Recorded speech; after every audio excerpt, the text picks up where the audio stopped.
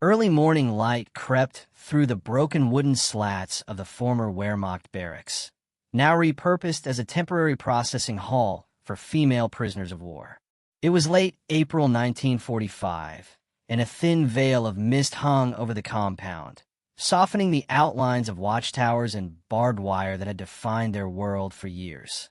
The women, German auxiliaries, nurses, radio operators, and civilian workers, stood silently in a narrow queue, their breath curling in the cold air. Their uniforms hung loosely from bodies thinned by deprivation, their faces gaunt, hardened, and unfamiliar even to themselves. At the front of the line, an American medical orderly placed a small metal object on the table, a handheld mirror, scratched but intact. The women froze. Some took a hesitant step back. Others stared as if encountering something dangerous, forbidden, or forgotten. For many, it had been 2, 3, even 4 years since they had seen their own reflection. When each woman finally lifted the mirror, the reaction was always the same: stillness. A shock that words could not carry. Recognition met disbelief. Identity collided with survival. Before the mirrors were placed on the table, before the stunned silence and the trembling hands, the world these women inhabited had already collapsed around them. By early 1945, the Third Reich was disintegrating in every direction. The Eastern Front had dissolved into a desperate retreat. Cities across Germany lay crushed under months of strategic bombing. And in the final quarter of the war, hundreds of thousands of German women found themselves pulled into military and paramilitary roles once reserved for men. They were not frontline combatants. Most were auxiliaries, Helferinnen, assigned to radio rooms, field hospitals, clerical stations, transport hubs, and anti-aircraft batteries. They were instructed to follow orders, maintain discipline, and keep vital systems functioning as the country around them crumbled. Many worked 12 to 16-hour shifts, often without heat, proper food, or medical care. When shells fell, they remained at their posts. When cities burned, they kept transmitting signals into static-filled air. But as the Allied advance accelerated, these women were swept into the chaos. Some were captured during the collapse of defensive positions. Others surrendered with entire staff units. A few walked for days without knowing where they would end up, carrying only what they could hold under their arms. Most arrived in POW transit camps, exhausted beyond language. They were not soldiers in the traditional sense, yet they were processed as prisoners, searched, documented, and assigned numbers like everyone else. The conditions of captivity varied widely depending on the region and the unit operating the camp. American-run facilities, while strict, tended to follow the Geneva Conventions more closely than many others. Food was limited but consistent. Medical evaluations were routine. And for the U.S. forces, understanding the administrative and technical experience of these women held practical value. Their knowledge could assist in managing captured equipment, codes, and medical procedures. But what no one anticipated, what had been invisible even to the women themselves, was the psychological cost of 4 years without a mirror. Under the Nazi regime, access to personal items had steadily deteriorated as resources were redirected to the war machine. In hospitals and communications hubs, reflective surfaces were removed or rationed due to metal shortages. In auxiliary barracks, handheld mirrors became a luxury reserved for senior staff. As the collapse accelerated, even these disappeared. The women washed their faces in tin basins without seeing them. They cut their hair by touch. They learned to judge fatigue by the heaviness of their eyelids, not by any reflection. The erasure of self happened slowly. Over months, appearances became abstract, something remembered rather than seen. Many did not realize how profoundly they had adapted until the war ended and normal life attempted to reassert itself. When the American medical teams began examining female POWs in late April and May 1945, they quickly recognized a pattern. Extreme malnutrition untreated infections, frostbite scars, and stress-induced weight loss were far more widespread than their paperwork had suggested. But physical symptoms were only part of the story.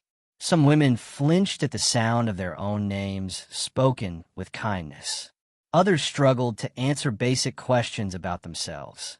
Years of rigid discipline had conditioned them to obedience and silence, not introspection. This environment created the setting for the simple act that would soon ripple across the camp: the decision to reintroduce handheld mirrors during medical evaluations. The order was procedural, intended to help women check for lice or identify skin lesions. There was no symbolic intent behind it. Yet the moment these small metal objects appeared, something deeper happened, something no military manual could have predicted. To understand why the reactions were so intense, we must examine the broader emotional and psychological landscape of German women in the final year of the war. Their roles had expanded dramatically, but their autonomy had not. They were responsible for essential work, yet denied personal agency. Their lives were steeped in discipline, secrecy, and fear. Fear of making mistakes, fear of air raids, fear of punishment, fear of the unknown future. Many had lived through evacuations, bombings, and the brutal collapse of their homeland. Some had tended to wounded soldiers until their hospital floors were slick with blood. Others had watched cities burn while trying to maintain communications lines. They had been part of a machine larger than themselves, a machine that valued function over identity. And then, suddenly, in the quiet of a POW camp, the war stopped. The noise fell away. Orders ceased. Routines broke. And the women were left face to face with something they had not confronted in years: themselves. The deeper one looks into the world of female prisoner of war camps across Europe and Asia, the harder it becomes to separate geography from suffering. Each camp, whether German-run, Soviet-run, Japanese-run, or under Italian authority, developed its own character, its own daily rhythm, its own unwritten rules of endurance. Yet the thread running through all of them was the same: women stripped of status, identity, and in many cases, even their names. In the German stalags and offlogs where women were held, the conditions varied wildly depending on nationality. Western Allied women, especially nurses captured in Belgium, France, or the Netherlands, were sometimes allowed limited correspondence or Red Cross parcels. But Eastern European prisoners, particularly Polish, Ukrainian, and Soviet women, often faced harsher treatment. Many were transferred to labor detachments where malnutrition and disease set in quickly. The harsh winter of 1941 to 42 alone claimed thousands across Eastern Europe, with typhus epidemics tearing through barracks that had no heat and no insulation. Farther east, however, conditions took an even darker turn. Japanese-run camps across Malaya, Singapore, Java, Sumatra, and the Philippines operated under a radically different philosophy. To Imperial Japanese military doctrine, surrender was dishonor. Therefore, Allied women who surrendered were already considered inferior, their survival dependent on the mood, discipline, or prejudice of whichever local commander ran the facility. The internees of the civilian camps at Scheiding, Palembang, Campili, and Los Baños remembered the same pattern: dwindling rations, rising brutality, and a deliberate erosion of dignity. Nearly all of them watched their bodies shrink to skeletal outlines, their hair fall out in clumps, their gums turn raw from hunger-related disease.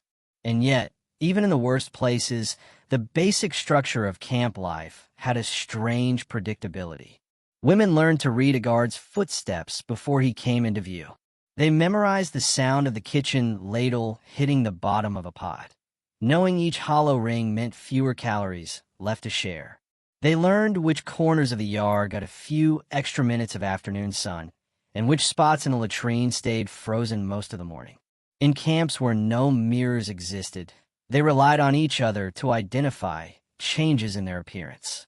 "Your cheekbones are sharper today," someone might warn. "You didn't look like that last month."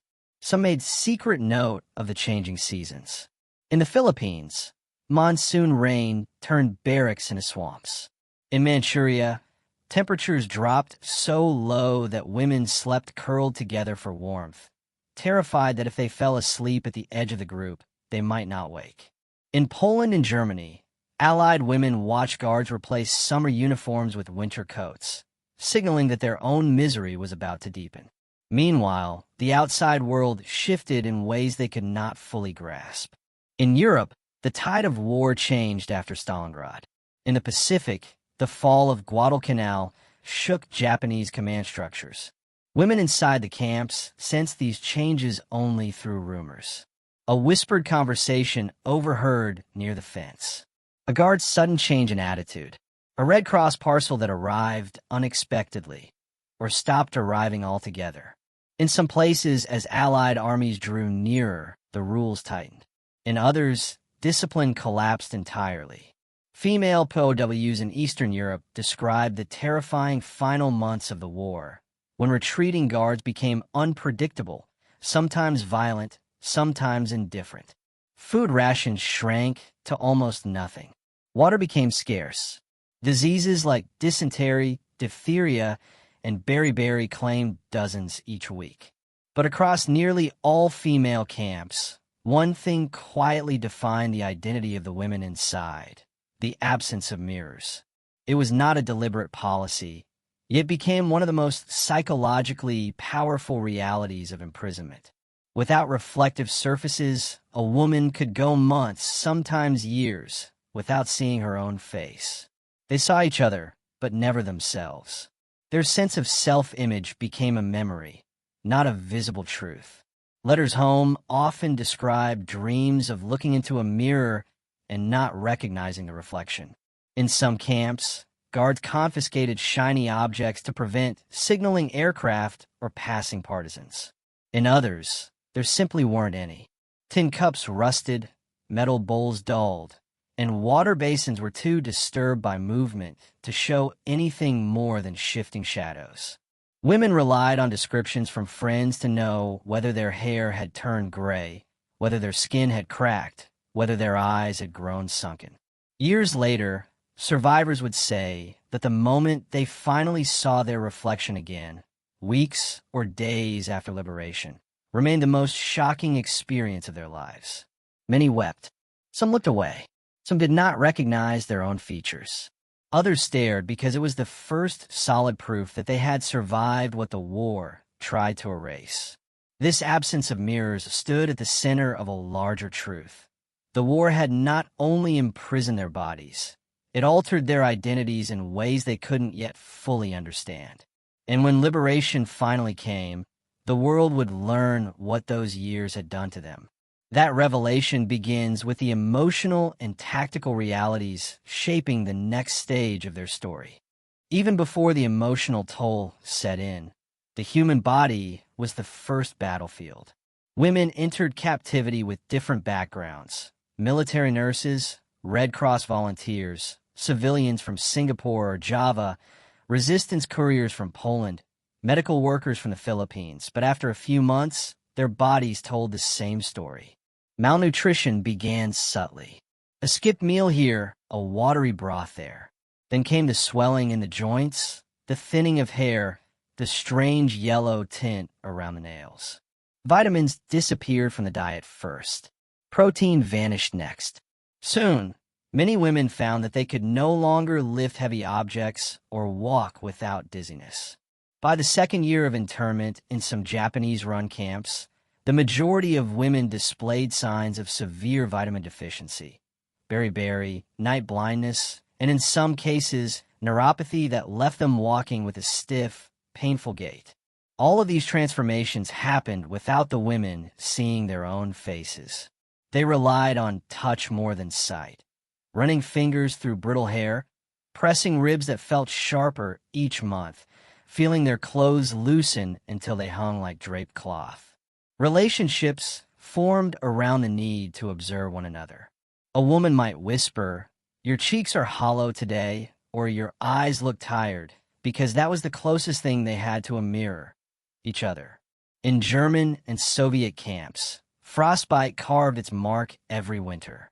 Women wrapped their feet in scraps of cloth, changed socks with friends, and tried to keep joints warm with whatever materials they could salvage. In tropical camps, fungal infections spread across skin without the women knowing how severe the damage looked. Only later, sometimes years later, would they learn how radically captivity had altered their appearance. But the body's decline was not simply physical. For many, the erosion of physical identity, without the ability to witness it, became one of the war's quietest psychological wounds. They survived because they had no choice, but they did so blind to the changing outlines of the person they had once known. And this inner struggle formed the emotional foundation for understanding what would happen when mirrors were finally placed back into their hands. While the body deteriorated predictably, the mind moved through more complex terrain. Female POWs lived in an environment where routine could both preserve and destroy. Days blurred into one another. A morning roll call, a labor duty, a thin meal, endless waiting, and always the uncertainty. When will this end? Will there be news of home? Will we survive the winter? The lack of a mirror contributed to a growing psychological distance between the women and their former selves. Many survivors later described a strange sensation, the feeling of floating between identities, their pre-war life becoming a version of someone else's story. Without their reflection, they lost the daily reminder of continuity. In its place came a numbness to personal appearance, replaced by a laser focus on survival. Some resisted this erosion. They braided each other's hair. They washed clothing in cold water during winter. They stitched torn garments, not for vanity, but to preserve a basic sense of order.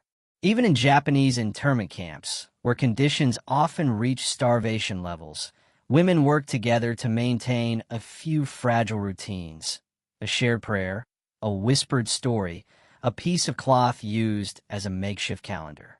The mind found ways to cope with the unseen. Some women imagined what they might look like after the war, believing they would restore themselves with food, sunlight, and rest. Others feared that they had grown unrecognizable and that their families might not know them upon return. This psychological dimension made the eventual confrontation with a mirror far more profound. It was not simply a moment of looking at one's face. It was a collision between memory and reality, between who they had been and who war had forced them to become. And behind that inner battle lay another force shaping their world: the guards who controlled every hour of their lives. The treatment of female POWs was shaped heavily by the nation that held them. In Europe, German-run camps adhered, at least on paper, to Geneva Convention guidelines for Western Allied prisoners. But for Eastern Europeans, and especially for Soviet women, these guidelines were often ignored. Many were forced into labor detachments, clearing debris, working in agriculture, or repairing roads. Discipline was harsh, and rations followed rigid formulas that rarely kept pace with winter realities. Japanese camps, however, reflected a starkly different cultural framework. To many Japanese officers, especially in Southeast Asia, surrender was an act of profound shame. Women who surrendered were viewed through this lens, treated as prisoners without honor. Some officers enforced strict discipline and rations. Others enforced their own interpretations of punishment, sometimes resulting in cruelty that survivors still found difficult to describe decades later. But across all regions, one thing held true: women were rarely allowed to retain personal items, including mirrors. Some camps confiscated them to prevent signaling aircraft. Others forbade metal objects to reduce improvised resistance. But often, mirrors simply did not exist to begin with. The cultural divide between captor and captive increased the psychological distance already formed by hunger and exhaustion. A woman could not see her own face, yet saw daily the expressions of the guards controlling her fate: tired, stern, angry, indifferent. Over time, These power dynamics shaped the way women perceive themselves, creating an internal hierarchy of fear and adaptation that would only unravel once the war ended. And it is in that unraveling, when liberation comes and a mirror is finally placed back into their hands, that the next angle of this story emerges. The war shaped these women from every direction, physically, mentally, culturally, and morally. Yet there were more layers still: the bonds they formed, the role of medical science, and a silent transformation of identity that unfolded over years without a reflection.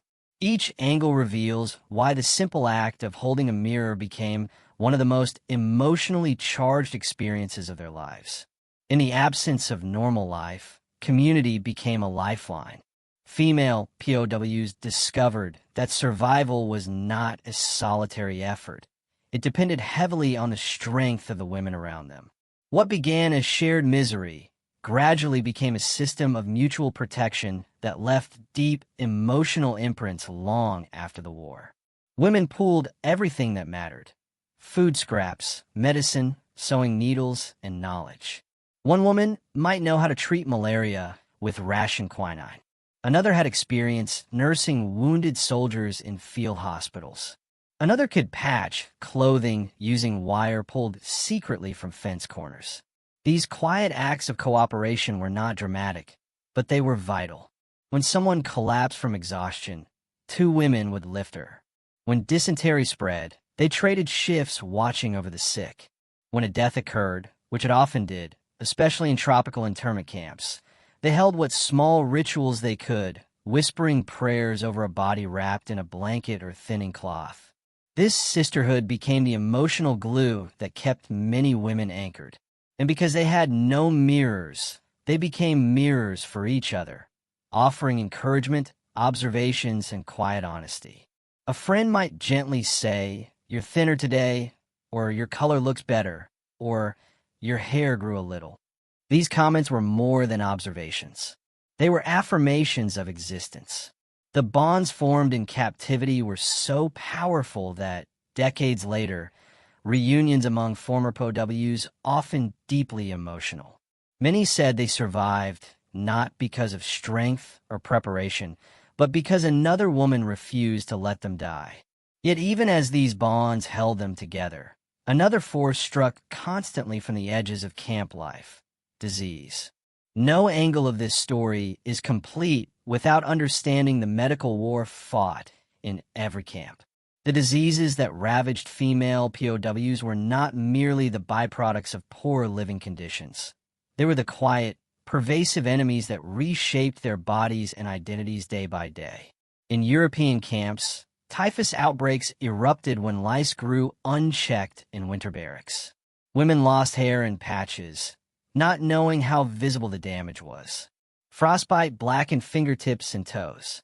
Tuberculosis spread silently among those forced into poorly ventilated work huts. In Japanese camps, women faced a different catalog of threats. Malaria cycles spiked every wet season.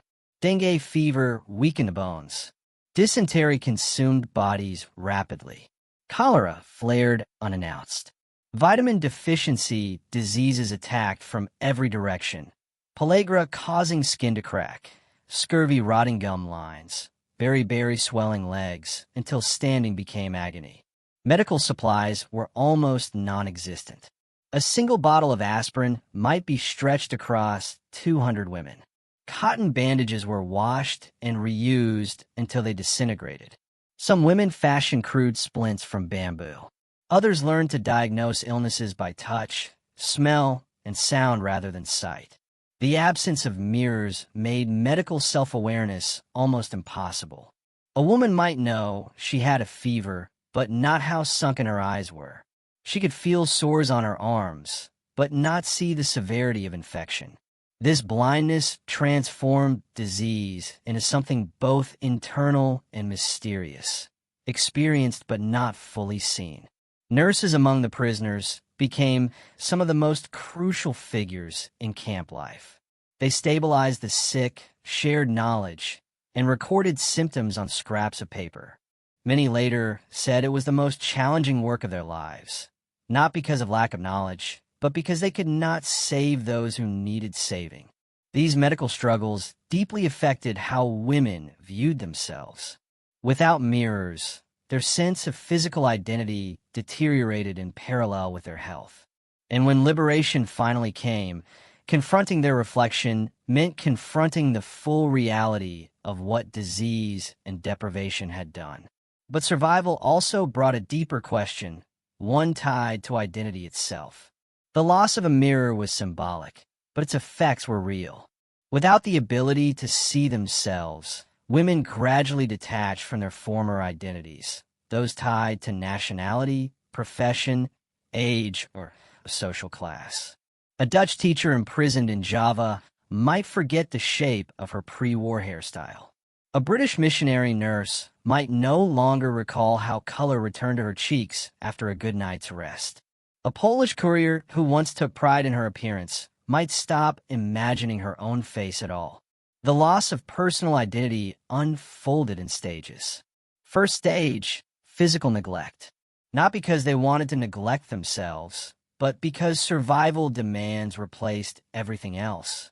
Hair was cut roughly with blunt scissors. Clothing faded, tore, and lost shape. Posture deteriorated as fatigue set in. Second stage, emotional detachment. Letters were rare. News from home was scarcer still. The idea of a future self began to fade, replaced by the simple goal of living to the next morning. Third stage, identity merging with the group. Women began seeing themselves not as individuals, but as members of a collective struggle. Their faces no longer belonged to them alone. They became symbols of endurance in a world stripped of mirrors and normalcy. By the time the camps were liberated, most of these women had not seen their own faces in years. And the longer they went without a reflection, the more their inner image drifted into memory. So when a mirror was finally placed back into their hands after the war ended, it struck with unexpected force. It was not vanity. It was the rediscovery of a self that war had buried. And this rediscovery sets the stage for the turning point of their story, when a world outside the wire finally opened, and everything changed in a single moment. Liberation rarely arrived with trumpets or speeches.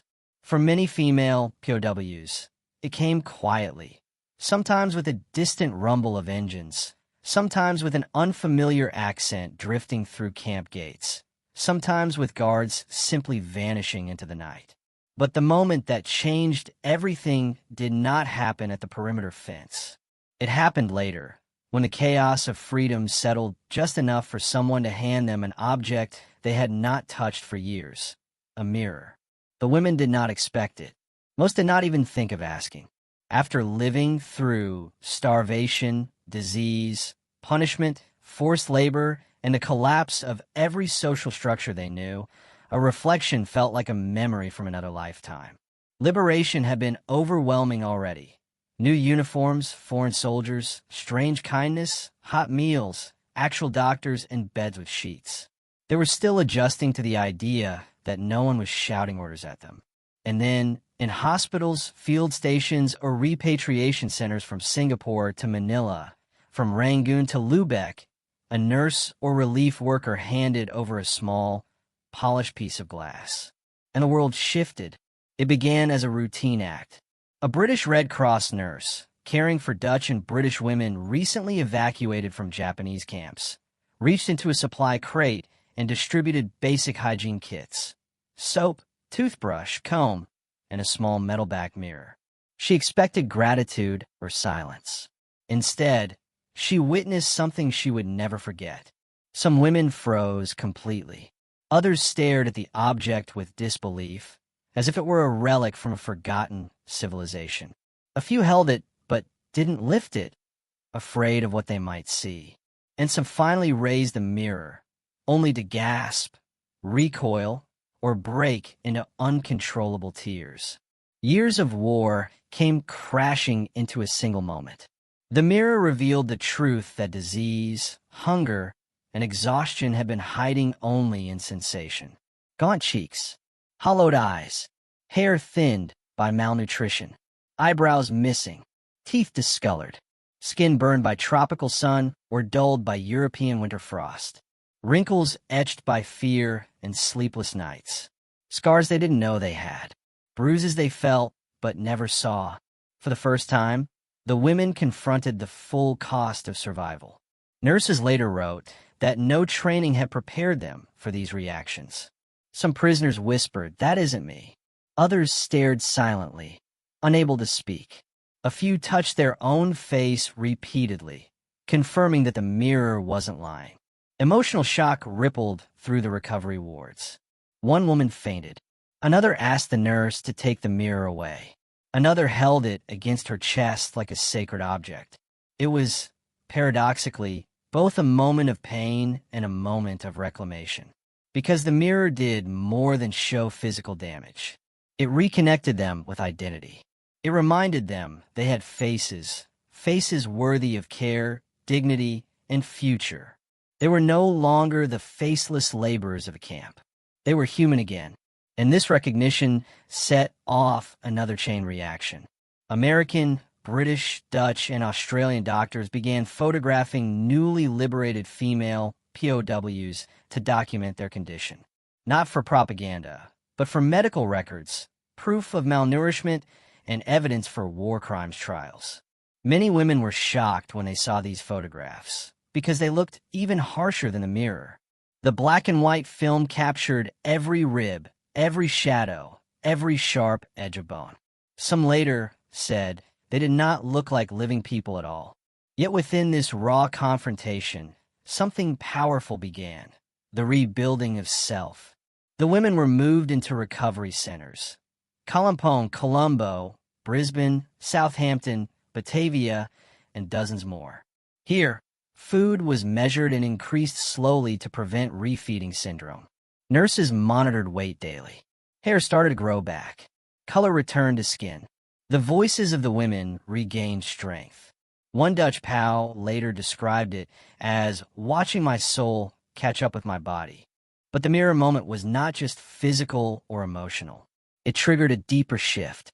These women, long treated as invisible, suddenly realized they had endured things the outside world could not imagine. And now, for the first time since captivity began, they were going to be seen. The Allied soldiers who rescued them were shocked too. Many had imagined prisoners as tired but intact. Instead, they found skeleton-thin survivors who held themselves with quiet dignity, hiding trauma under calm expressions. One American officer described meeting a group of British and Australian women who stood in formation, too weak to fully straighten their backs, but still trying to present themselves like soldiers. The mirror became a symbol in this moment, not of vanity, but of truth. It revealed the cost of war. It exposed the strength of those who survived, and it forced the world to recognize what these women had silently carried. But the true turning point came next. As they regained strength, the women were finally interviewed by intelligence officers, military investigators, historians, and medical experts. For years, no one had asked them anything beyond orders. Now, suddenly, everyone wanted to know what they had seen, what they had endured, and what they remembered. And their answers would reshape how the world understood captivity, survival, and the resilience of the human mind. This moment of rediscovery, first through the mirror and then through their voices, marks the dramatic turning point in their story. It was the moment when silence finally broke. The interviews began in quiet rooms, makeshift offices inside converted barracks, hospital wings, or temporary Allied headquarters. A single table, 2 chairs, a notebook, and a fatigued survivor sitting across from a uniformed officer. Outside, trucks rumbled, stretchers moved, and newly freed prisoners tried to relearn the rhythm of normal life. Inside, however, something unprecedented was happening. For the first time in years, the women were not being ordered. They were being asked. The transition was jarring. After years of submission inside camps, where questioning authority meant punishment, the simple request, "Please describe what happened," felt like stepping into unfamiliar territory. Many hesitated, unsure if this was a trap or another test. Some struggled to speak at all.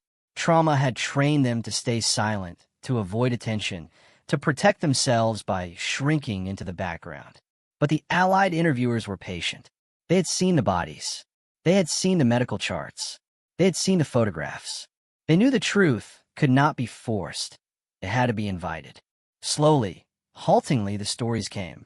Women who had never spoken more than a few sentences to their captors now described the brutality of forced labor, the long nights of illness, the deaths of friends who had collapsed from starvation, the quiet acts of resistance, stealing a potato, hiding a sick prisoner, comforting a child, whispering encouragement to one another through bamboo walls.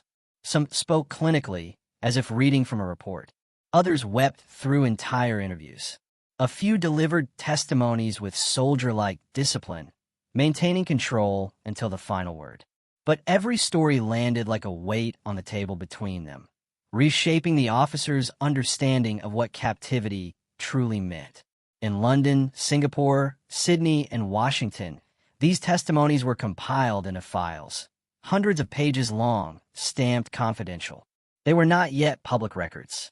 They were treated as evidence, documentation of crimes, proof of conditions, and critical intelligence on how Allied prisoners had been treated across multiple theaters. But something unexpected emerged. Patterns. Women from Java described the same punishment methods as women from Sumatra. Prisoners from Hong Kong spoke of diseases identical to those in Manila. Medical improvisations used by Australian nurses mirrored those of Dutch midwives. Their testimonies, collected independently across thousands of miles, aligned with startling consistency. Investigators realized they were uncovering a unified portrait of female resilience during wartime captivity. And that discovery intensified the turning point.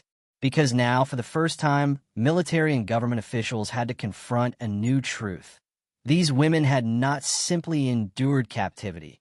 They had run entire survival systems inside it. They organized food distribution when guards failed. They operated secret infirmaries with no medicine. They rationed supplies with mathematical precision. They taught children, cared for the elderly, and maintained morale. They adapted with every tool, every scrap, every whisper of hope. Their leadership, long overlooked, long unrecognized, had kept hundreds alive. And when the interviews reached the upper echelons of Allied intelligence, the shock deepened. Generals and policymakers realized these women could provide insights no soldier, no spy, no captured officer had been able to give. Their knowledge was practical, ground level, brutally honest. One American intelligence officer reportedly remarked, "These women kept order better than some military units under fire." Another British investigator wrote, "They were not prisoners. They were the backbone of survival." This recognition, though quietly expressed, marked a monumental shift. The women who had once been starved, ignored, and dismissed were suddenly seen as vital witnesses. Their testimonies shaped Allied reports on civilian internment, influenced post-war war crime tribunals, and provided crucial understanding of how malnutrition, disease, and psychological strain had affected prisoners across Asia and the Pacific. But the climax reached its emotional peak when many of these officers faced a question they never expected. What do you think should happen next? Not what happened to you. Not what did the Japanese guards do. Not how many died, or where were the camps. But rather, what should be done to prevent this from happening again? This question, simple in form, unlocks something profound. For years, the women had been conditioned to follow, obey, endure, never to lead. Yet here, at the turning point of war and its aftermath, the world was asking for their judgment, their guidance, their conclusions. They were no longer invisible. They were advisors. Some recommended clearer international protections for prisoners of war. Others emphasized the importance of medical oversight and supply monitoring. A few insisted that the suffering of children in camps should be recorded and remembered above all else. Many simply said, "Listen. Listen to those who survived. Listen to those who saw." And that became the defining moment. Not the liberation, not the transport ships home, not the medical miracles or the slow return of health. But the instant when the world understood that these women were more than victims of captivity, they were witnesses to history, architects of survival, and carriers of truth that would reshape international laws, humanitarian protocols, and the moral understanding of wartime suffering. The climax of their story was not a dramatic rescue, nor a cinematic escape, nor a triumphant march to freedom. It was the quiet, revolutionary power of being heard. And from that moment, everything that followed, recovery, accountability, policy reform, and historical recognition, would draw its strength from the voices that had finally been allowed to speak. In the days that followed, the atmosphere inside the camp shifted, not completely, but noticeably. The German women POWs, still processing the shock of their first encounter with American customs, began speaking among themselves about the strange simplicity of the phrase, "ladies first." Some took it as a sign of unexpected humanity. Others whispered that it must be a tactic, some kind of psychological trick. Many had never been treated as individuals outside their national identity. To suddenly be acknowledged as women rather than enemy combatants was disorienting in the most profound way. Small gestures from the guards, passing warm food, allowing the women to wash first, offering blankets, felt almost surreal. These were not privileges in the American sense. They were confusing contradictions to everything these POWs had been taught about the Allies. Yet with each passing hour, the U.S. Guard's behavior remained consistent. No propaganda, no speeches, no attempts at persuasion, just simple, routine acts of order and civility. And slowly, confusion began turning into curiosity. Curiosity into quiet conversation. Conversation into a fragile, uncertain sense of safety. But beneath that delicate shift, the deeper question still lingered in every prisoner's mind. If the enemy acts like this, what else have we been misled about? Their worldview, carefully shaped by years of wartime propaganda, was starting to crack. One tiny gesture, 3 simple words, had become the first blow. The weeks and months following the distribution of mirrors and the validation of personal testimonies marked a subtle but profound transformation within the camp. German women officers, once conditioned to suppress their identities and opinions, began exhibiting a quiet confidence in routine interactions. Administrative meetings reflected a shift. Their observations were not merely heard but recorded, cross-referenced, and implemented. Supply chains and medical rotations improved measurably, guided by insights that had been invisible in official reports, now grounded in lived experience. The occupational authorities noted a tangible increase in operational efficiency. Errors in rations, medical allocations, and personnel assignments decreased, demonstrating that human insight could supplement bureaucratic protocols in post-conflict management. Psychologically, the effect on the women was equally striking. Diaries and personal records, once private confidences, now served as tools of influence. Officers who had spent years following orders without question found that their meticulous observations now had weight, their voices carrying authority within the very system that had once silenced them. Relief and pride intermingled with lingering sorrow over lost colleagues, war's casualties, and the ethical compromises they had endured. For some, writing became a deliberate act of legacy, each recorded detail a testament to survival, resilience, and the enduring relevance of personal knowledge. The broader post-war implications extended beyond the camp walls. The recognition of these women's contributions foreshadowed societal reconsideration of gender roles within Germany and influenced early conversations on women's participation in professional and administrative life. Operational reforms within the camp became models for other occupation control facilities. Reports highlighted how integrating firsthand experience could enhance efficiency and morale, and military planners began studying these methods for application in post-conflict reconstruction efforts. The principle was clear: Effective administration required listening to those who had endured the conditions firsthand, a lesson that resonated far beyond wartime bureaucracy. On a human level, the mirrors became symbolic. They were more than objects. They reflected agency, identity, and self-recognition after years of suppression. Officers who had avoided eye contact or suppressed personal expression now confronted their own resilience and humanity. Conversations grew more engaged. Decision-making was informed by practical wisdom. The subtle empowerment fostered in those rooms influenced how women interacted with each other and with the occupational staff, demonstrating that even small acknowledgments could catalyze profound cultural shifts. The camp, once defined by hierarchy and obedience, became a microcosm of Reconstruction, where lived experience intersected with institutional authority to redefine operational and social norms. By late 1946, the cumulative effects were undeniable. Hospitals functioned with greater efficiency. Volunteer corps were reorganized to reflect practical insights, and policies that might have seemed theoretical were grounded in real-world application. The German women officers had, in essence, rewritten the rules of engagement, not on the battlefield, but in the quiet architecture of governance, reconstruction, and human dignity. Their voices, once silenced, had become instruments of change. Their courage, expressed through observation, reflection, and ultimately articulation, demonstrated that survival alone was not enough.